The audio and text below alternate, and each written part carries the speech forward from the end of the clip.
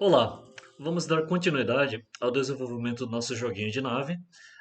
E nesse vídeo vamos trabalhar com a movimentação do Snoopy, né? Então, do Snoopy não, do jogador, né? Então, para isso vamos fazer alguns ajustes e no próximo vídeo vamos fazer o lançamento aí do projétil, do míssil. E no outro a gente vai, né, consequentemente, colocar aí os inimigos, a gente vai desenvolvendo esse jogo aos poucos. Bom, então para a gente começar, a gente vai fazer o seguinte, a gente vai fazer com que o jogador rotacione, né, gradativamente aí o seu player ali, o personagem ele se rotacione na tela de maneira gradual.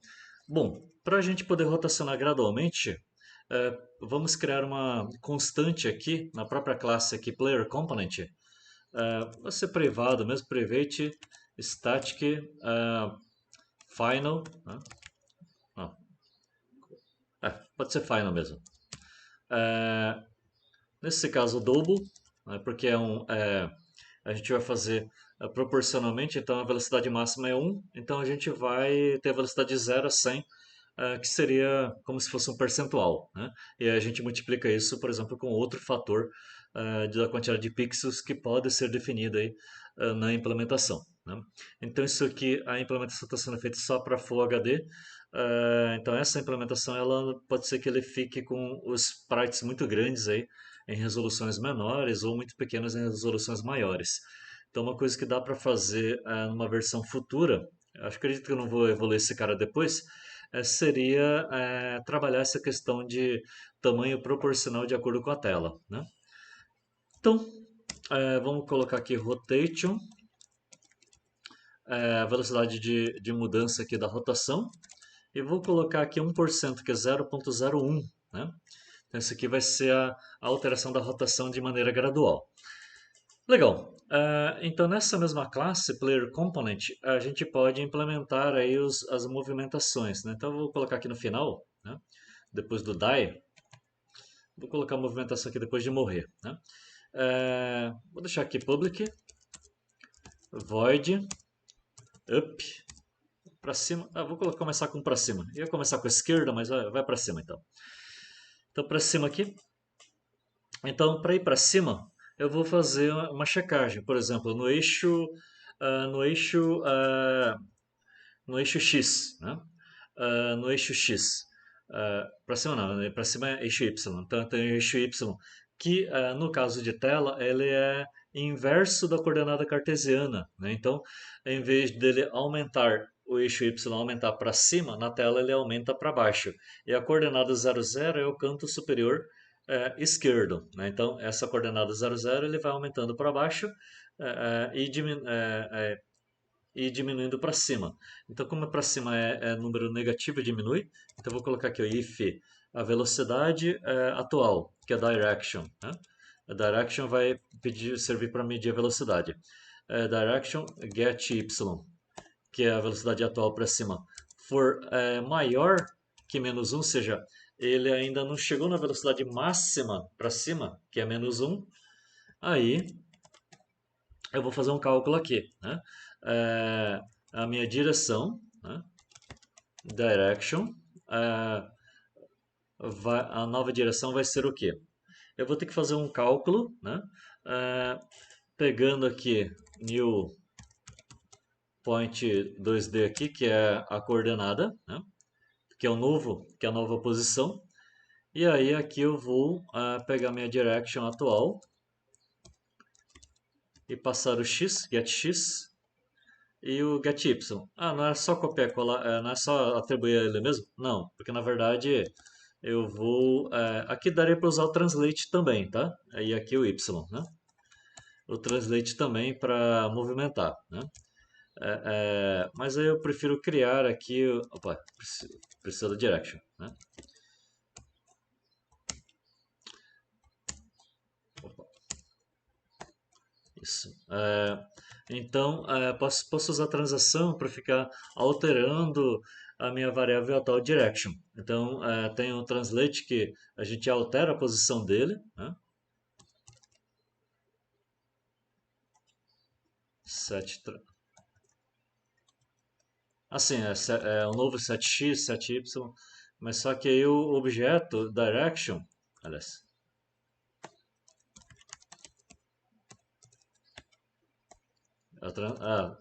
sim, esse cara aqui não tem translate. O objeto direction, ó, ele é o direction point do 2D, ele é um objeto imutável. O que, que quer dizer que com coisa de imutável? A gente não consegue alterar as propriedades dele, como x e y. Então por isso que eu tenho que criar um novo aqui, ó, beleza? Então, mas o conceito é de orientação a objeto, é objetos imutáveis, né? Então, como é imutável, eu tenho que criar um novo, beleza? É, tá, beleza. Só que aqui, na verdade, eu só passei aqui só para deixar instanciável, mas aqui vai ser o novo x e o novo y, né? Então, new x e o new y, né? Então, eu vou calcular o novo x e o novo y. Então, o novo x e o novo y, ele recebe aqui tipo double, né? Double. Então, aqui é o new x. Então, aqui que eu vou colocar um direction x, get x. Vou copiar e colar aqui, só fazendo a adequação direta. Então, o que acontece? Aqui, ó, eu vou fazer o seguinte. O meu y, né? Meu y, enquanto eu não for menos 1, eu vou subtraindo para ele aumentar a velocidade para cima, beleza? Para aumentar a velocidade para cima.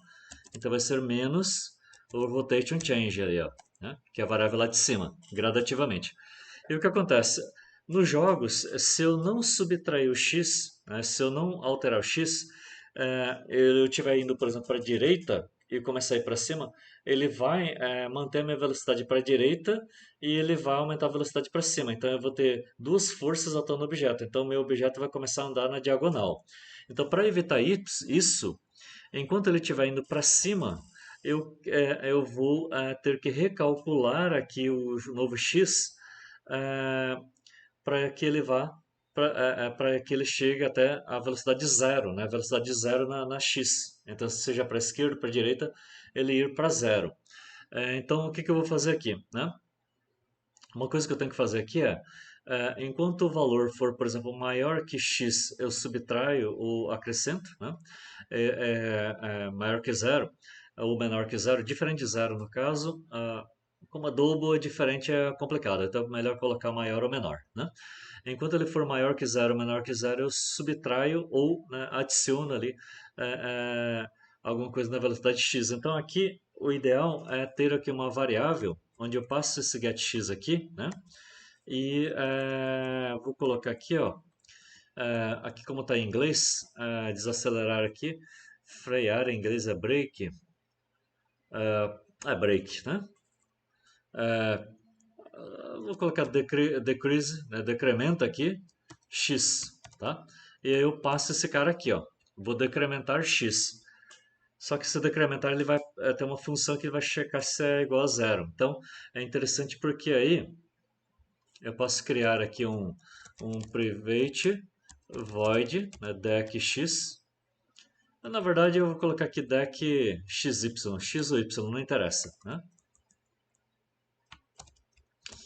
E aqui vou receber um double alguma coisa, né?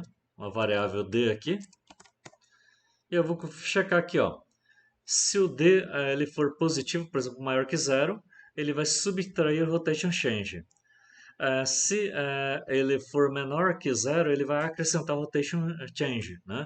Então ele vai fazer isso. Então a ideia é ele diminuir a velocidade do eixo x ou do y, do que ele receber aqui, para ele, se eu usar a setinha para cima, para ele não ir para a diagonal, e sim para ir para a direção que eu quero, né? Então, esse aqui é um cálculo que eu tenho que fazer. Acredito que tem eu não olhei muito bem a documentação, mas deve ter alguma operação que ele já decrementa o x também, tá? Mas como eu estou implementando essa lógica aqui, então resolvi demonstrar como é que se faz, tá? Então, eu vou ter que fazer um if aqui, né? If d, né? Vamos pegar aqui, tá? A gente pode colocar d, né? Maior que zero. Se o d for maior que zero, eu posso pegar essa própria variável que eu recebo, o pessoal recomenda não fazer isso, né? O pessoal recomenda fazer isso aqui, double, é, uma resposta aqui, sei lá, result aqui, eu vou colocar res de resposta, né? Recebe, faz uma cópia, e aí eu vou trabalhar com essa cópia. Então, se a resposta for maior que zero, eu vou fazer o quê? A minha resposta recebe, eu vou colocar menos igual aqui, né? Subtrai aqui o rotation change, né? E se for menor que zero, né? Ele está negativo, ou seja, ele está indo para a esquerda. Aí eu vou acrescentar aqui o rotation change, né? Para a minha variável x ou y. E aí eu vou retornar esse cara, né? Return resposta aqui, né? Eu retorno ele. Aqui não é void, aqui é double, né? Beleza. Então eu faço o processamento e devolvo. Então aqui o meu novo x, nesse caso aqui, eu vou usar esse cara utilitário justamente para caso eu vá para cima, ele vá para cima, comece a ir para cima e não comece a fazer isso, né? Gradativamente, assim, até ficar na diagonal, né? Então eu não quero que ele fique na diagonal se ele já estiver indo, por exemplo, para a direita, né? Bom, agora que eu já fiz essa lógica aqui, para os outros vai ser a mesma coisa. Por exemplo, para descer, né? Para down. Então, para descer aqui vai ser down. Então, no down, eu vou fazer o quê? Se o y ele for, ele tá indo para baixo. Então, se o y for menor que 1, né, que o máximo, a velocidade máxima é 1, então se for menor que 1, então eu vou somar, né, vou acrescentar aqui a velocidade, então eu vou aumentar a velocidade para baixo, né, no y. E aí que eu passo novas coordenadas x e y, né, na direction, beleza? Então eu estou fazendo essa lógica, esse cálculo aqui, e agora vamos para a esquerda, né, left. Para left é meio parecido com up, então eu vou copiar aqui do up, né? Então vamos para a esquerda. Então left. Então para movimentar para a esquerda, agora é get x. Então se o x para a esquerda ele ainda for maior que menos 1, ou seja, ainda não atingiu a velocidade máxima para a esquerda, então eu vou só inverter aqui, né? Isso aqui eu vou jogar para cima, isso aqui eu vou mover para baixo, tá? Então o novo, o y, eu vou achar um novo y, que é a minha velocidade que está indo para cima, para baixo, por quê? Se eu já estiver, por exemplo, descendo e eu começo a ir para a esquerda, o máximo que vai acontecer, ele vai estar descendo, ele vai para a diagonal, porque a minha velocidade para baixo vai se manter. Então, com esse decremento aqui, ele já vai diminuindo a minha velocidade para baixo, né? Ele vai diminuindo a velocidade para baixo, ele vai indo para a esquerda gradativamente e começa a ir para a esquerda, né? Então aqui a minha velocidade agora, que eu vou passar para ele, minha velocidade atual y, né, que está indo para cima, para baixo ou para cima. E aqui eu vou mudar, minha velocidade do novo x é o x, que ele está indo para a direita ou para a esquerda, né? E aí eu vou aumentar minha velocidade aí para aquele lado. Então a lógica que coloquei nesse deck, ele vai me ajudar também a não ter, a não aumentar a velocidade, né? Então se a velocidade, né? Vamos ver aqui, deck, tá aqui em cima, né? Deck for maior que zero ou menor que zero, ele vai acrescentar aqui a rotação. Deixa eu ver aqui se ele não vai se anular, né? Vamos ver aqui. Se for maior que zero,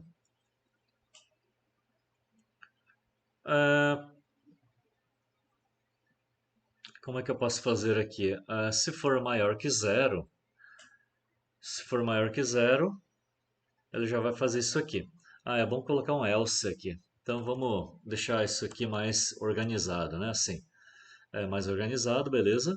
Aí, se for maior que zero, ele já fez isso. E aí aqui pro else, né? Se não, né? Ele checa aqui se menor que zero, aí ele executa a operação. Senão pode ficar bagunçado, pode dar problema sim, né? Então ele executa um ou outro, senão ele pode acabar anulando, dependendo do caso aí, mas se bem que tem um if aí, né, para segurar, mas assim fica mais lógico aí para visualizar, né? Então é melhor deixar assim, tá? Beleza. Então aqui o novo x, ele já vai rotacionar direitinho. E agora para a direita, né? Então, para finalizar a nossa manutenção nessa classe aqui, right.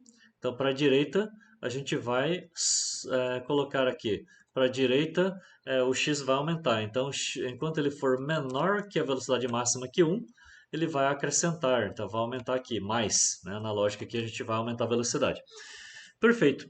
Agora, o que acontece? Falta mapear esse comportamento com as teclas, né? Então, para mapear esse comportamento com as teclas, a gente vai lá no Game App, né? Na nossa classe Game App. Então, nessa Game App, a gente vai fazer esse mapeamento. Então, para fazer o mapeamento, a gente vai aqui no finalzão aqui, ó, né, do Game App. A gente já inicializou a interface de usuário. Você pode colocar antes, pode colocar depois. Eu prefiro colocar depois de inicializar, mas é questão de cada um, tá? Ele tem também aqui o init input, o init input. Esse physics aqui eu vou colocar no vídeo mais para frente, daqui a uns 3 vídeos, 2, 3 vídeos, que é quando ocorrer a colisão entre objetos, tá? Então, isso aqui eu vou apagar o conteúdo. Então, aqui eu vou usar aí da classe FGGL, eu vou utilizar algumas operações, né? Então, aqui na FGGL, aqui, né, import estático, eu vou pegar aqui para pegar a tecla que o cara pressionou. Então, tem o get key, vou colocar aqui na ordem alfabética. Vamos pegar quando o cara pressionar uma tecla, né? Então, eu vou on key, né? On key. Então, eu vou pegar aqui on key. Quando o cara pressionar uma tecla, eu quero que faça uma movimentação aqui. Deixa eu ver se eu preciso de mais alguma coisa aqui do estático. Bom, aqui por enquanto não, né? Então, quando a pessoa pressionar uma tecla, né? Aí eu vou usar a tecla virtual. Então, on key. Então, qual que é o código da chave? Então, aqui eu tenho aí uma classe chamada keycode do JavaFX, tá? Aqui, ó, JavaFX Scene Input, né? Então tem aqui code, ele tem um mapeamento para as teclas. Por exemplo, aqui eu vou começar com a esquerda, left, né? Então, quando eu pressionar a tecla para a esquerda, eu quero que faça alguma coisa. Então aqui eu vou colocar um evento, né? Um tratamento que eu vou fazer. Só que ele tem também um outro método com 3 parâmetros. Ó. Eu vou usar esse de baixo. Então eu vou colocar o nome de uma ação, né? Opa, o nome de uma ação. Então vou colocar aqui, por exemplo, left, né? Que vai para a esquerda. Aí sim, vou colocar em uma implementação. Nesse caso aqui, como eu vou mapear só para a esquerda, não vou mapear para o A também, então eu já vou criar uma função lambda direto aqui. Senão eu criaria uma função privada aqui em cima e chamaria a função privada, beleza? Então aqui, nessa função lambda, eu vou pegar o player, né, que é a minha variável, e aí eu vou movimentar o player. Né? Então eu vou pegar o componente do player, getComponent, né? E aqui eu tenho que passar a classe do meu objeto. Né? Então essa classe do objeto é o player component, né? Que a gente implementou. Então nessa classe do objeto do player component eu vou chamar o método left, né? Get player,